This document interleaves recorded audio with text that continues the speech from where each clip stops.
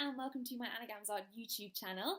This time I've got something a little bit different for you. Instead of a live action account of me painting a piece, I'm going to do progression shots, so photographs of each stage of the painting. So it's really easy to see what I've changed. I'll talk you through it, but my head's not in the way, so it might be a bit easier to see that way. So the pieces are quite big at 1 meter square each, so I think the progression shots will really help you guys to see exactly what I'm doing in detail, especially on such a large scale with such a big piece.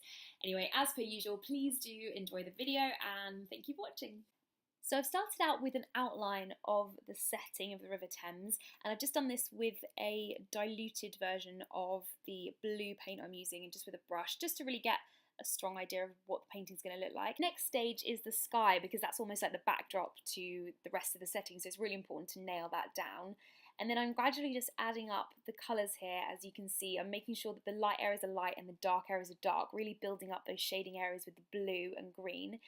The next stage is the abstract section, which I call the drippy bits on one of my other videos, which you can also watch. But I kind of just build up the colours I'm using in the rest of the painting to really create a textured and abstract section where it almost looks like the rest of the painting is kind of falling into this sort of blur of colours and water, much like a reflection. So I've now started to fill in the forms with a really dark Prussian blue, and the reason it's so dark is because I really want those contours to show through. When I start painting over and bringing in some detail, I really want that darkness to shine through. You can really see the settings start to take shape here. I'm building up that vibrant background of buildings and Big Ben. You can sort of see the Houses of Parliament in the background as well, and as well as some foliage too, which I've used and created with a palette knife. I've mixed a few colours together, some purples, some blues, some turquoises, and those have formed the basis for those buildings. Again, I'm incorporating all the colours I'm going to use in the piece. I'm not introducing too many new colours, I'm just mixing existing colours together to form these new patterns of colour. And then it's time for me to add the detail into those structures and forms, and I do that by using those same colours to go over and really pick out areas of the bridge. I'm looking intensely here at different photographs of the bridge of Big Ben, and I'm really trying to get it right here with the detail.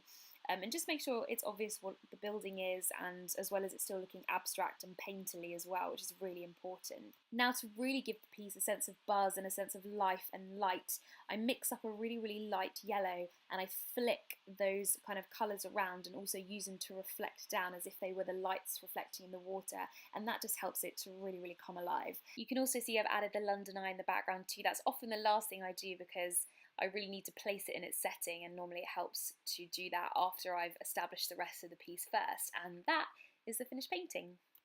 So the next piece is very similar, so I've started in the same way, and it's the setting to really build up those lines and form and make sure that it's accurate as a piece.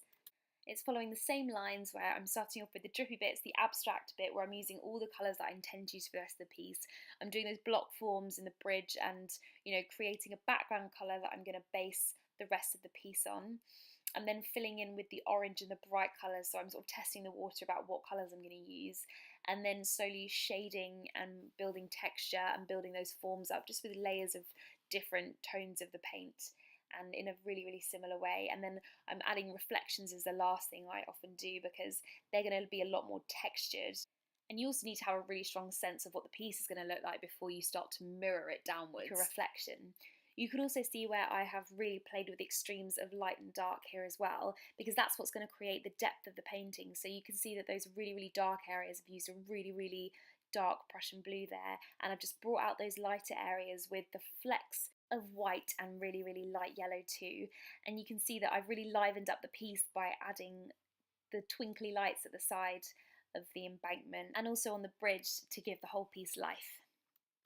There you go. I really hope you enjoyed watching the video. As per usual, please do leave me any comments that you wish to, and don't forget to like and subscribe to the channel on your way out. Thank you for watching.